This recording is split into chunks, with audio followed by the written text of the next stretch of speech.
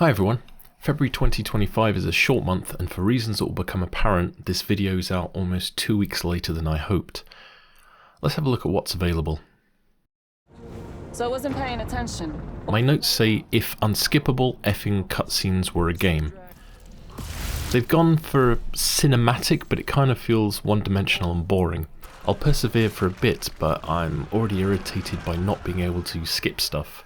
30 minutes in before I really get to the game, and I'm thinking if this is a 20-hour game, 8 of those are going to be cutscenes, aren't they? You play a character who has 3 colour-coded superpowers, a blue get over here, a green slow down power, and a red pew pew lasers power. It's interesting enough, and Firefly fans will recognise Gina Torres, who's apparently also in Skins. But the unskippable cutscenes kind of annoy me and my impatience, so I'll see how I get on. This is also I can join the lights. Trepang 2 squared 2, not sure. This reminds me somewhat of how I felt playing the first Fear game.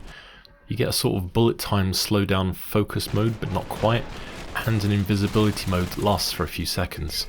It's not bad, it's a bit buggy and janky on the visuals, but I'll play more on PC and see how I get on. It plays okay on the SteamDeck, but I didn't really enjoy the experience on the handheld.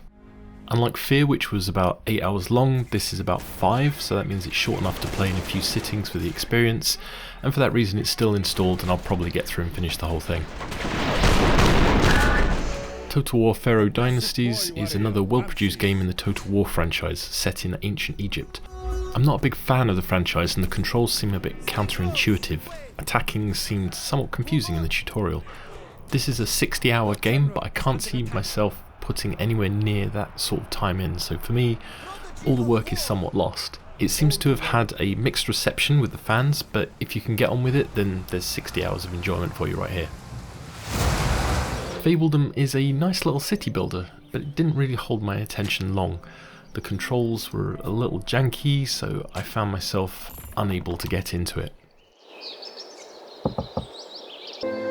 It does look quite pretty though, and it's pleasant enough, so if you like this kind of thing and you like the style, you're probably going to have fun playing it.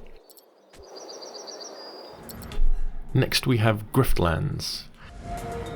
Cards. But instead of attack defense, you have debate, threaten, defend, and you do jobs and then convince people not to murder you, I guess. It's alright as card games go, and well made, but anyone who has been here before will know that it's just not for me. Tales and Tactics is a hex tile-based strategy game with cards for characters and mobile phone-esque merge mechanics. I've included the info from the tutorial here.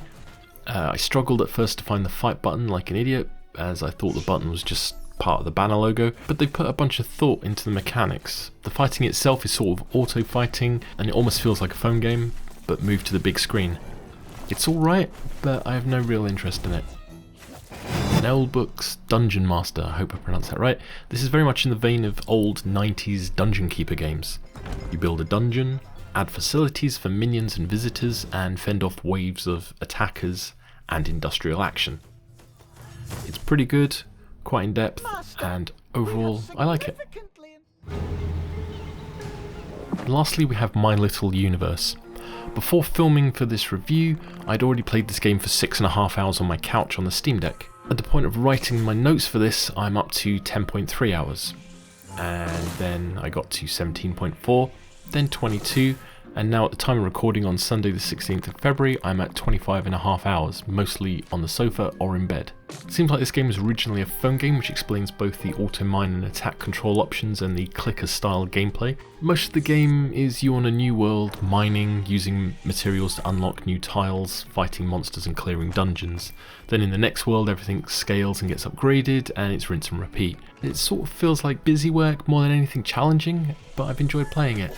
So much so that I failed to play the other games in a timely manner, and it's taken me nearly 2 weeks to get to this actual edit. It turns out I had the phone game installed, so I fired it up for a comparison, and it keeps randomly triggering ads just when walking about places, so I got annoyed with it very quickly, so I removed it from my phone. It is a bit of a masterclass in drip feeding, constant minor rewards and upgrading, so you effectively spend 30 hours playing the game that you had in the first hour, just with different coloured axes.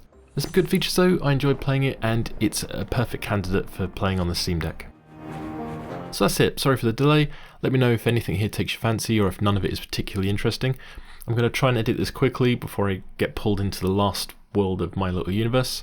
Stay safe and I'll try and get the next one out quicker.